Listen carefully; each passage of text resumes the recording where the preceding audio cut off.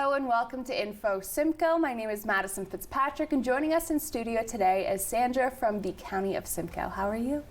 Great, thanks for inviting me to be here today. Of course. So for the people that don't know, just tell us a little bit about what you do at the County of Simcoe.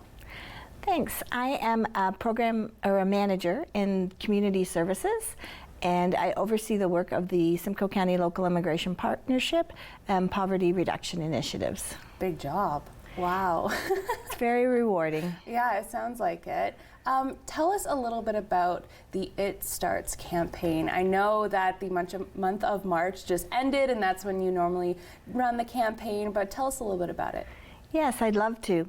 So this year was our 7th annual It Starts campaign, and it is a public awareness and education campaign to help reduce racism and discrimination in Simcoe County. And every year the campaign grows and we gain partnerships. It first started in 2017, and it was actually then in the month of June. And then we finally landed during the month of March for a couple of different reasons. It's a great month for our post-secondary partners. So both Georgian College and Lakehead University are key partners in the campaign. But it also is the month that the International Day to Eliminate Racial Discrimination falls on March 21st.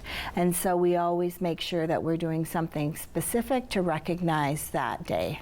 Incredible. So how do you aim to end discrimination? Like, what do you do as for the campaign? So we aren't so optimistic to think that we can end racism, but we can raise awareness about racism. Right. And that really is the aim of this campaign. There's a lot of systemic actions that need to take place in order to actually eliminate racism, but this campaign is designed to raise awareness. And so we do that by working with community partners. So this year we had 21 community agencies that were community champions for the campaign, and they work in planning the campaign, and each one of those agencies agrees to take on a leadership role for 1 week during the week of March. And they do that by hosting events in their community of practice and sharing messages of education on social media platforms. Incredible. Well, I know that I saw some photos online of different municipalities, council members holding up that sign and spreading that online. What does it mean to you guys that you have so much support in the community? It is wonderful to see that support grow. The first year we introduced the idea of community champions, we had 6. And we have a goal to grow that every year by 4. That's manageable growth. And so as I mentioned, we have 21. This year we had amazing support from our municipalities. And we've seen in the last few years growth in this area. Many municipalities have equity, diversity, and inclusion councils, or their task force, and they're taking some specific action. We introduced It Starts flags this year, and many municipalities raised flags during the month to recognize the month, and a proclamation about the date of March 21st. That's incredible. Well, I know that you were saying that March is really, the focus when special dates happen in that month, but what can people do all year round to support this campaign? That's a great question. Racism and discrimination happens 24 hours a day, 7 days a week, 365 days of the year. One of the roles I didn't talk about in the campaign is ambassadors.